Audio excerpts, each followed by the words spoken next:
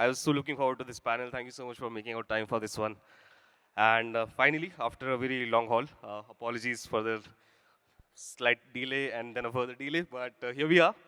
Uh, Jason, straight up, 1 million API calls. What's the secret sauce? Yeah, so I think what you're referring to is we actually announced a couple days ago that since launching Airstack in April of this year, we now have over 1 billion API calls from our customers, users, developers, less than 9 months. And I think it just really comes down to that we've gone really deep into supporting ecosystems. XMTP is one of the ecosystems we support.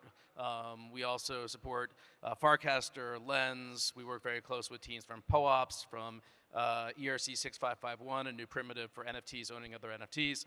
And what's unique about Airstack is that we enable developers to very easily integrate basically integrate data from all of these ecosystems into their applications very quickly.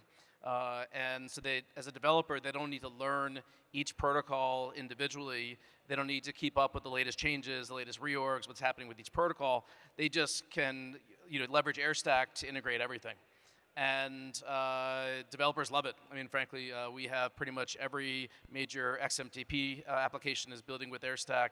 They're building recommendation engines. They're building new ways for users to connect with each other and to expose their identities.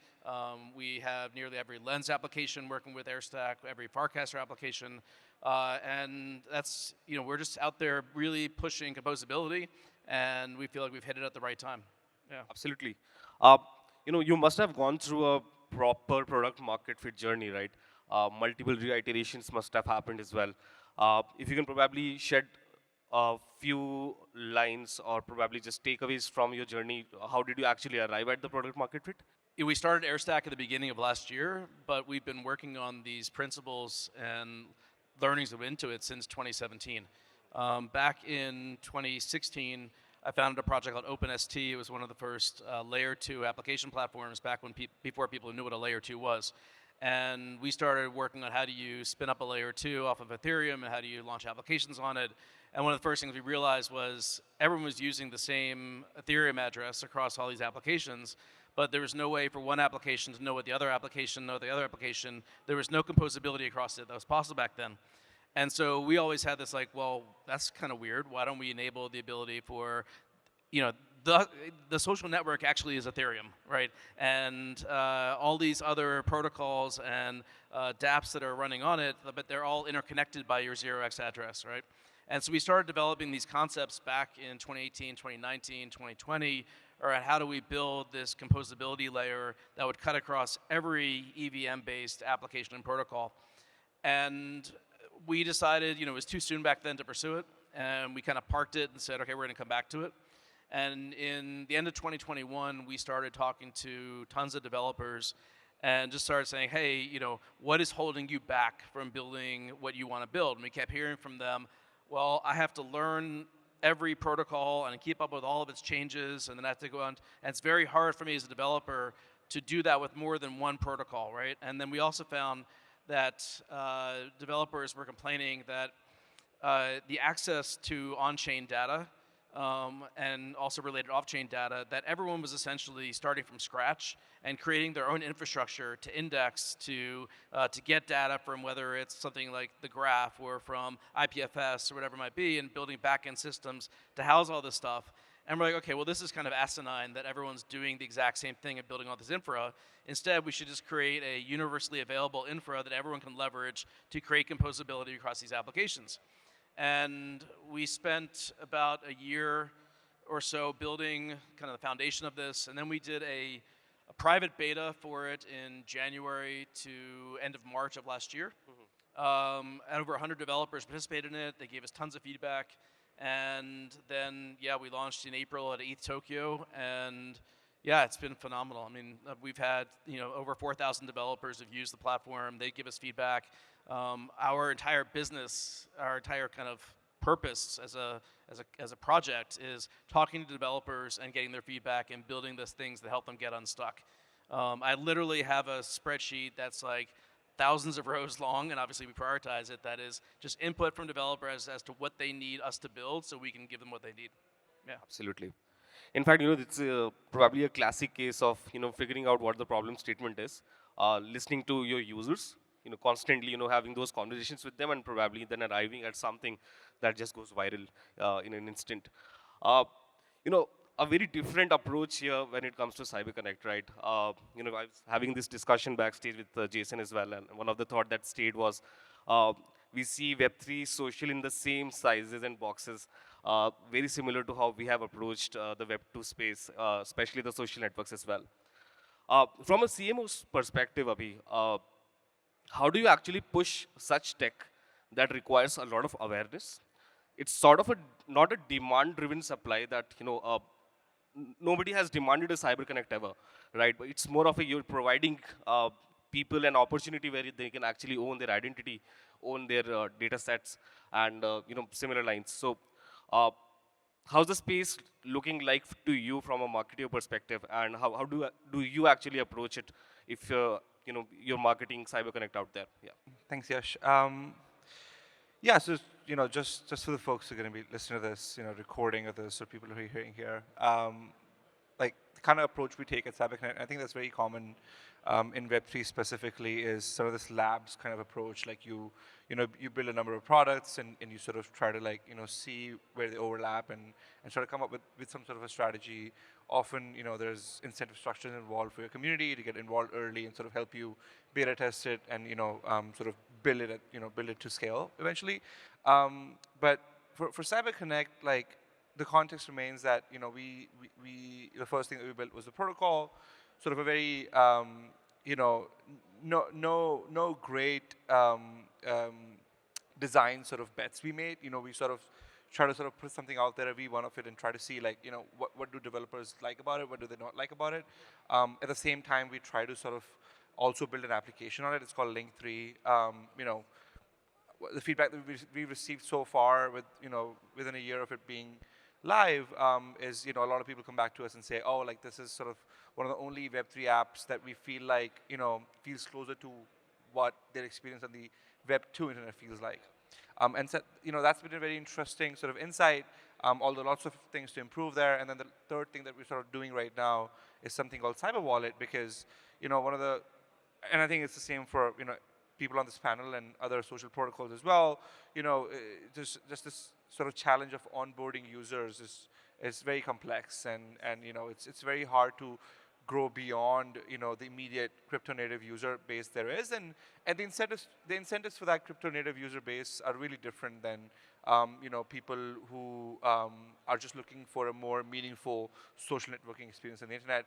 The best example of that would be creators who are looking to connect more deeply with their audiences, have a direct financial monetary relationship with their audiences, so on and so forth. So I think in terms of marketing,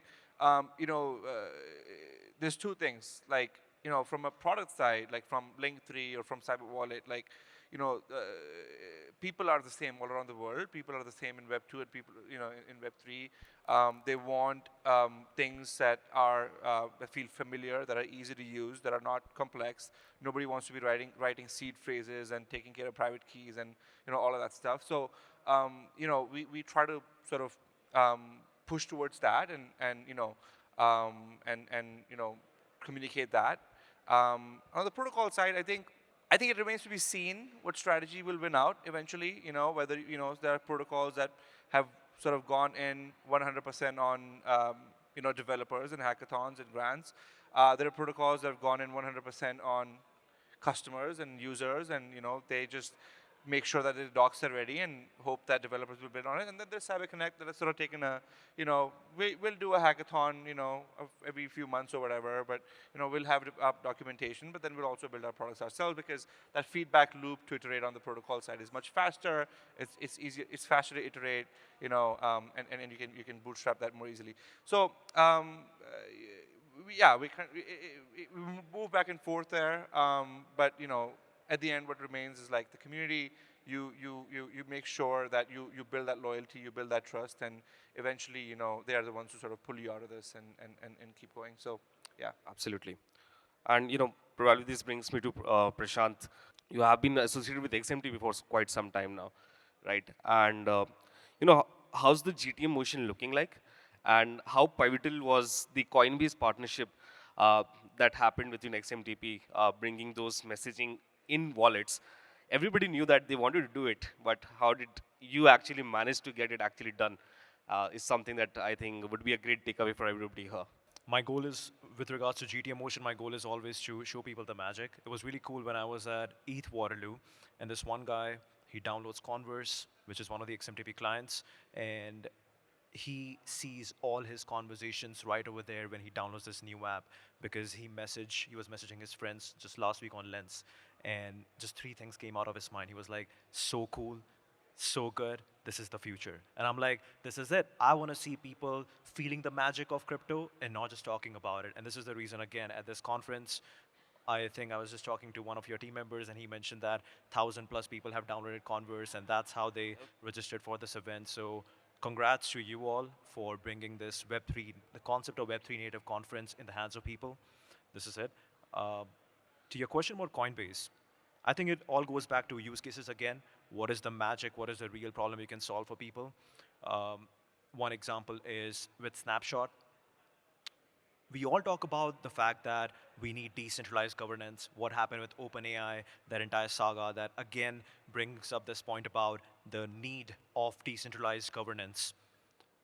Now, we already have those concepts in place, but how they work is people have to actually engage, people have to actually contribute with proposals, they have to comment, they have to really understand that how do we all collaborate together sitting all across the world, but with this internet in our hands. The problem is proposals come into play, but nobody's notified that, hey, this is the time to now go and vote for the proposal. True. So what we brought with Snapshot is now people are actually getting notified. So these use cases are something that Coinbase got really excited about, and they were like, yeah, we want to be the first to the market, and we are someone who can move fast. We can set the what's the right word? Set the cadence for the industry that, okay, we will bring wallet-to-wallet messaging in people's hands. So these were the use cases that got them excited. Yep.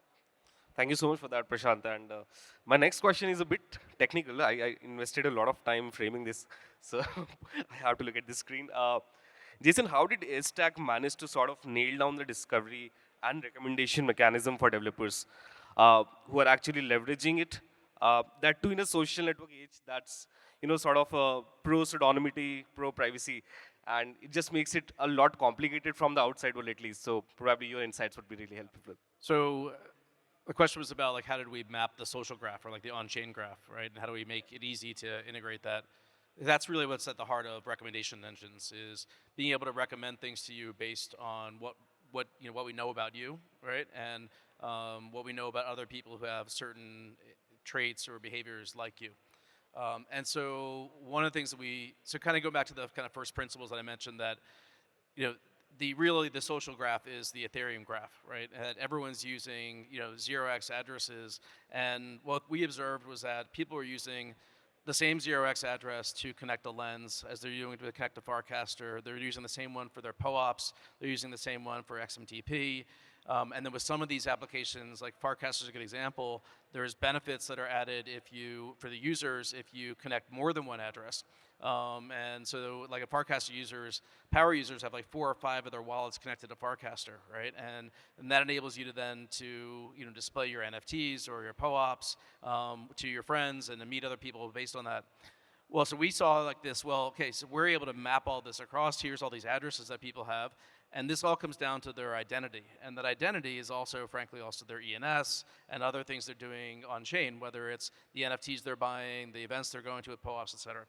And so we created what we call the on-chain graph, which it analyzes all the users' footprints and then creates a mapping of who are all the users that have commonalities between those users. And then we can use that both in positive ways and then also in preventing negatives. And so the talk about both. So the positives are, well, if we know your on-chain graph and we can weight different things differently, so we can say, okay, we're going to factor in maybe the events you've been to and the people that went to those events more, or maybe we're factoring in that people follow you or that you've collected their content, whatever it might be more or less. If we know that, then we can recommend other people to you. We can recommend content to you. We can recommend dApps that you might be interested in trying. We can recommend swaps you might be interested on DeFi. All of this is possible by leveraging this on-chain graph and factoring in more and more and more signals in terms of the indexing, right? So we're now indexing all the dApps people interact with, so we can add that to the signals. We're indexing all the trades they're making, all the DeFi swaps they're making, and all these signals that we can do to recommend things and enable developers to not have to build out themselves. They just ping our APIs and get, say, I want to see top 10 recommendations of dApps for Prashant based on all the signals that we have that we think he might be interesting to him. So that's on the positive. And then what's really cool is on the negative side, or combating the negative, the inverse of the recommendation engine is the spam filter. So we're able to use all this to keep spam out of your inbox or keep spam out of your news feed, whatever it might be. One of the things we do with XMTP, for example, is we help XMTP-based applications build kind of different levels, different tiers of the inboxes. So here's people that we know you definitely know. You've sent them tokens, you follow them, they follow each other on Farcast or Lens. Maybe you've been to many, many events together. This is going to get into your primary inbox. But then maybe there's some other people who we know they're a real person because of the behaviors they inhibit, but we don't really have a good signal that you know them. So they might go into this second tier of your inbox. And then there's this third tier of this wallet's really suspect. We know nothing about it. So it's going to go into this unknown box. Right? So there's practical uses of both the on-chain graph, both for recommendations and then also keeping bad stuff away from you as well. Lovely. Yeah. Yeah, please. Okay, first of all, congrats to Jason on 1 billion API calls on Airstack. This shows that we are actually doing something worth doing. And also, I think I was just having a meeting with someone and I just said to them that, hey, go to an Airstack. It basically helps you make sense of on-chain data. We are talking about, we all know Patricio, who is from POAP, who goes around to conferences, get everybody to collect his POAP. But who, by the way, invested in Airstack today. Perfect, perfect. So yeah, Patricio goes around, gets everybody to collect POAP, but what are you going to actually do about it? What are you going to actually do with it? And that's where Airstack comes into play. You need to collect all these different on-chain activities, on-chain transaction, actually make sense of it. And that's where Web3 marketers this is a gold mine for Web3 marketers. But actually, what I wanted to mention was, I forgot what I want to mention, but Can I say something about POAP? yeah, congrats to Airstack. Just know, so POAP is I think everyone's been sleeping on POAP for years now, not understanding how much value is in POAP. I mean, you think about what the OG Ethereum social network is, it's POAP. Over 7 million POAPs have been handed out for people attending mostly in-person events, except for during the pandemic, there was a lot of virtual stuff, but mostly in-person events since 2018. Yep. So you think about, we now have 5 years of on-chain history of what events people have been to. And so with Airstack, like what Prashant was saying, is any app developer can easily, they can write a question with AI, they can plug in this data and say, all right, I want to, let's say, build something that says, show me everyone who went to ETH Denver in 2023 and who attended DevCon and who attended this event here, and show me, the NFTs they have in common and suggest followers for them. We can do that, and that's all thanks to, all this data that people have been kind of accumulating over the years and our ability now to make sense of it. It's true. Yeah. All right, now I remember. Thank you. This was good. Thank you so much to Airstack for helping XMTP reduce spam in general, for helping reduce spam from people's inbox, because it's really true. There was a time, a 1 week to 2 week span, where there was a lot of spam on people's in people's inbox, where people are literally trying to just drain your wallet. And then after 2 weeks, it's all gone. Lovely. And now people are messaging me that, Prashant, is there a problem? What just happened? How come I have no spam? Because it's hidden in your request inbox on Coinbase, on Converse. Yeah. So, thank you. Perfect. Thank you so much for that, Prashant and Jason. Abhi, you are at the epicenter of Web3 social, right? In CyberConnect. What are the general trends that you're seeing in the industry? Given that almost all the events that is happening in Web3 are sort of happening on Link3 with all those POAP drops and stuff. So, you would probably love to share, what are the general trends that you're seeing at this stage? And also probably if you can throw some light on the Cyber account, that is the new smart contract wallet address, and how it's probably shaping the future on chain. Yeah, I mean, I'll start with what Airstack is doing. I think it's really interesting, and if you go back to sort of the original CyberConnect white paper, one of the initial sort of plans or the mission in the mission was building out a recommendation engine like this on the protocol level. But I think, seeing what Airstack has done, I think, that's sort of the design choices that we've um, come to understand that, like, maybe, there will probably still be protocol level recommendation engines, and that makes sense, but it makes a lot more sense for it to be sort of, completely Web3 native, sort of across protocols. And I think, it's clear how, that's happening. I think that is a really interesting trend to see. For example, the information that, for example, the customers that probably Airstack has, probably initially started with nothing about Web3 social. They had nothing to do with Web3 social. And so you're beginning to see, like, a lot of these use cases from, people all across the board, projects all across the board, who are now realizing, oh, like, we can build out like this social thing into our products. And, we have now years and years of history, starting from just POAPs and,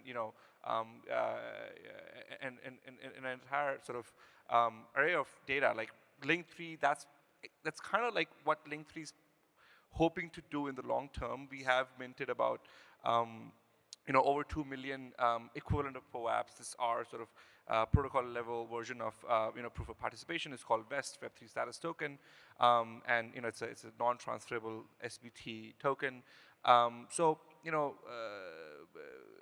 it goes back to, like, sort of, if you start thinking about, like, oh, like, what really are social products? They're not just social networking. Amazon, many people could argue, is a social product.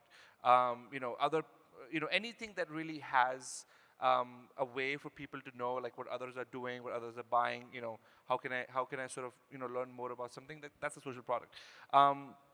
So that's something that we think about a lot, and for that, Link3 specifically is now changing a bit of a direction where we are designing it more towards a professional networking kind of a space in Web3. LinkedIn has had this problem for years where, people say all kinds of stuff on LinkedIn, what they've done and where they've been and everything, but there's no really, we've verified that on both sides, really, right? Like, you're an employer, you're looking to verify the credentials of a potential employee, but if you're an employee, you're looking to verify the credentials of an employee, of an employer. How much money have they raised? Have these investors actually given them money? What are the investments they make? And that sort of stuff. So that's sort of on the Link3 side. Generally on the trend, I think, Web3 social, I feel like is trying in many ways to copy Web2 social. It makes sense that that's sort of the general, way people think about this. But I personally, and this, I won't say, this is probably the company opinion officially, but I don't think the future social networks, social media platforms will look like, the past social ones. You go back and look at the history of all these platforms, and you see, like, every time there's sort of an innovation on the medium front or on sort of the channel, like, from going from text to audio to video to image, whatever that sequence was, platforms change, the way people communicate change, and all of that. So I think Web3 very specifically does something, not maybe in the way those mediums work, but in the way that the incentive structure works in these social networks. So it makes sense that people are going back to sort of Web2 first and sort of fixing those incentive structures and then, innovating there. So I think, for example, like Converse and like the treasure hunt that we did is like a very interesting sort of innovation on that side and how to do engagement. But I look out for more of those kind of use cases and those trends where, it's a bit different. It takes the best of Web3 and shows people something a bit different than what, like, Twitter or Reddit. I agree with you. I think the future is going to look, I think we started off with Web3 social, that's like, let's take Web2-ish things and apply decentralized principles or wallets to them. And I think we're about to see this next wave of really seeing innovations of new primitives in Web3 social that are uniquely, again, Web3. I will say, I saw an app last week that I do believe is the near-term future of Web3 social. And real quick, it's an app called BuilderFi. And what's most interesting to me about it is you log into this app, you connect your wallet, and magic happens. And the magic that happens is you already have a friends list populated. That friends list is everyone that we know that you're already following on Lens, that you're already following on Farcaster. It's people that you've attended many POAPs with. It's people that you send tokens to. And so you have this list that's already populated of here's all your friends that are already here. And then you can see which ones have already joined Builder and which ones have not. And the ones that you haven't, you're just going to tap a button and send them an invite through XMTP. And so now what we've done is we've created a whole new layer of an application that's built on all these different Web3 primitives that doesn't have to have you, log in with this, log in with that, bring this over, recreate this. And now they're building this whole new expertise network on top of that, which is its own thing in itself with financial mechanisms. And we're going to see a whole explosion of thousands of applications that are like that. Yeah. I think would love to try out the application as soon as we get off the stage now. But do we see the future wherein probably I'm using my wallet to log into Link3 and then Jason's Airstack is doing the magic and recommending me the events that I might be probably the most interested in, right? Yeah, no, I mean, I think at the end of the day, like what people really look for, on social networks is agency, is Absolutely. getting to know each other, connecting, and I think that doesn't change. Web3, Web2, people make friends the same way. People, look for the same thing in their friends. One trend that I forgot to mention earlier on was something that actually came up on Farcaster when I was sort of, I'm an avid user there as well, and it was very interesting to see how people had very strong opinions about, the whole Sam Altman saga with OpenAI and everything. And then, you ask people whether they would be willing to bet on it, but they kind of like step back. And then that sort of got me thinking about prediction markets a lot. And obviously there's this product called Polymarket, which, has done amazing. But what's really missing there is sort of the social layer, right? Like I would love to, for this panel to have a room on a Farcaster chat or a CyberConnect sort of chat and be able to bet on the things that we're talking about and probably, take away some of the money that Airstack has made from the customers. So I think that's a very interesting trend, and I think that could be a very interesting gateway for a lot of people to get into, Web3 social networks as well, because at the end of the day, Web3 really is, sort of, it adds a financial dynamic to the internet, and I think that's the best thing it does, and so that's one trend that I'd like to put on people's radar, because I feel like there's a lot of potential there, and if there's builders who are interested in building something like that, like a social prediction market, I'd use that. Yeah, like I wish Tommy was also here. Unfortunately, he fell sick, just fly down today. But on financial models, that was one of the questions that I wanted to ask Favor's team, because they mentioned something about self-serving advertisement model, and that originated because I was having this discussion with them when, again, same thing. How do I know that my friend Shashank has posted something on Favor? Right, that's where I think Jason comes into the picture, right? Because that's how I discover my friends' content on social media as well. But now we are getting away from advertisements, so they don't control the content delivery there on the platforms. Then how do you make money? Because these are the revenue, giving people ultimately. So Prashant, the digital nomad handbook is something that we have been discussing thoroughly. Yeah, I think this idea came about when I was in a conference, not in Canada. I'm based in Canada. I was at a conference, not in Canada, and now I just go to my iMessage, and all my conversations with friends, it is now looking very weird. Now I don't see their names, I see their numbers, and my blue messages are turning into green bubbles, and I'm like, what is happening over here? And that's when I realized that, okay, iMessage only works on phone numbers, and because when I go outside my country, outside Canada, I now have to get an eSIM for data because I don't want to pay $10 in roaming per day to my carrier in Canada. I take an eSIM, and that eSIM just swaps all my encrypted messages to now unencrypted messages. I'm like, this doesn't make any sense. I need to be in touch with my friends no matter where I go, and I need to have an encrypted conversation with them, a private, safe conversation with them wherever I go. How do I enable that? Phone numbers don't enable that because phone numbers only work in your country. The moment you go outside your country, phone numbers are not interoperable. And that's when I was like, wait, wallet addresses. Wallet addresses are something that you own. They are not isolated. They are not a closed wall silo based on countries or based on apps. And then on top of that, you can get your ENS name. Let's say my name is Prashant.eth, and now I'm using XMTP to stay in touch with my friends, which basically means no matter where I go, I stay in touch with my friends. And who is this? And who would be the ideal person for whom this would be the most valuable thing? It's digital nomads. They're constantly switching countries and they don't have phone numbers because it doesn't make any sense to them. And even if they have phone numbers, they are now paying like $10, $15 per day in roaming charges. That's crazy amount. So an interoperable messaging system like XMT makes a lot of sense. And now, again, the other things that we were discussing would be that, okay, get an eSIM because you need a data no matter where you go. Get XMTP because you need encrypted conversations no matter where you go. You need Huddle 01 because you need encrypted video calling, audio calling no matter where you go. And then Starlink for places. Get a cyber ID as well, right? Exactly, exactly. But yeah, I think thank you so much, Prashant, for making out time, and Jason, I think, is already left. Thank you, Abhi, for making out time for the panel. And it was a lovely conversation, and I really thoroughly enjoyed it. I hope everybody who was listening have the same feelings.